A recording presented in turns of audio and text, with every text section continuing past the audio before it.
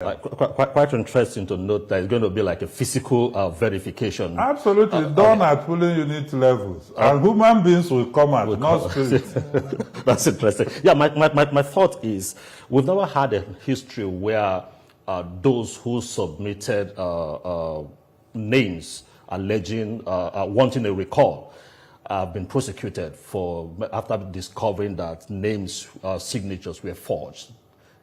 Do we have that system? Because if we have those measures that you can't come and forge signatures because you want to recall a particular lawmaker, are there not our security agencies to pick it up and ensure that such individuals who presented forged signatures are prosecuted to serve as a deterrent that you don't abuse a legal process? Well, in terms of the frame of our laws, it's not established. However, if a constituent believes that his details may have wrongly or inadvertently recorded in the petitioner's record, you are the one with the locus to say my signature was forged and put on it, and you can challenge it. And those who perpetrated that can be prosecuted. Our laws covers that even beyond INEC. But you have to come and say, this is not my signature, I didn't sign it, it was forged.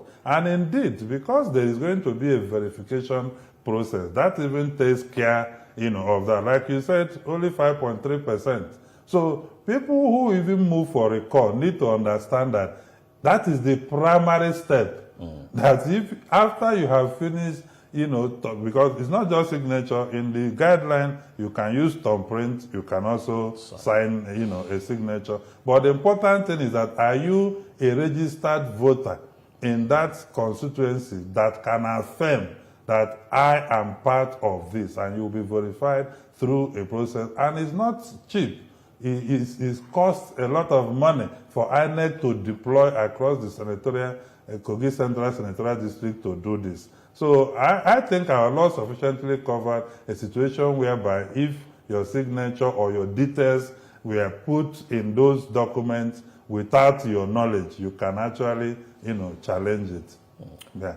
Well, the Senate says the Kogi Central Senator was suspended for gross misconduct and disregard for Senate rules. This incident was caught on camera and witnessed by other senators. However, could the focus on sexual harassment be diverting attention from the main issue? And this is not to downplay the severity of sexual harassment as a societal problem. I have particularly advised and written to distinguish, I attacked her on a post that we have to, we know very well that the two issues are not the same. There has been an attempt to establish causal relation, right, between the sexual harassment that she's alleging with her disorderly conduct. And it is not possible to do so because before the sexual harassment allegations came up on the 28th, the first time was on the 28th of February 2025, and through a TV station. The issue of disorderly conduct and unruly behavior had taken place in the floor of the Senate in the full glare of everybody. My worry was the reason Senate chose to refer the matter to Ethics Committee. Why didn't they take a motion and resolve to Committee of the Whole and look at the issue and discipline her immediately? What is going to be investigated in an Ethics Committee on a misconduct that happened openly?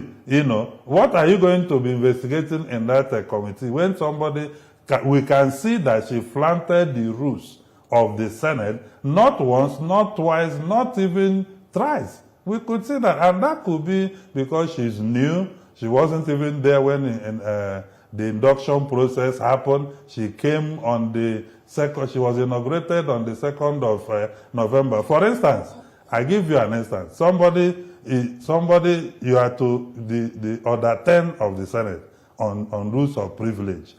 Any senator can rise at any time to raise a matter of privilege and be prepared to move a motion that a matter of privilege had occurred.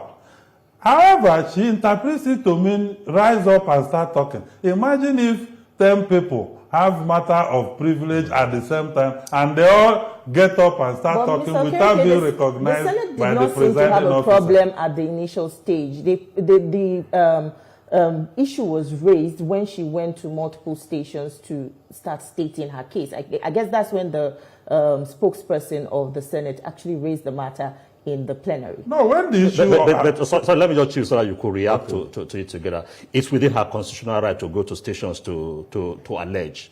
Absolutely. Yes. However, if you're a senator of the Federal Republic of Nigeria, the Constitution, the standing orders of the Senate, the Legislative House Powers and Privileges Act has given you sufficient privileges. Imagine if she did not say that the seat assigned to her was to emasculate her, hide her from the public. Interestingly, on the 5th and 6th of March 2025, when she presented her petition, she stood on that very, she sat on that very seat, right, and presented those petitions, and the world could see that that particular seat was not to emasculate her. It's actually in line with Order 6, 1 and 2 of the Senate Standing Orders. So if she had gone to that place and raised a matter of breach of privilege to the fact that she has been harassed by the presiding officer, imagine what would have become. The Senate will have no choice but to commit the matter immediately to Ethics Committee to investigate,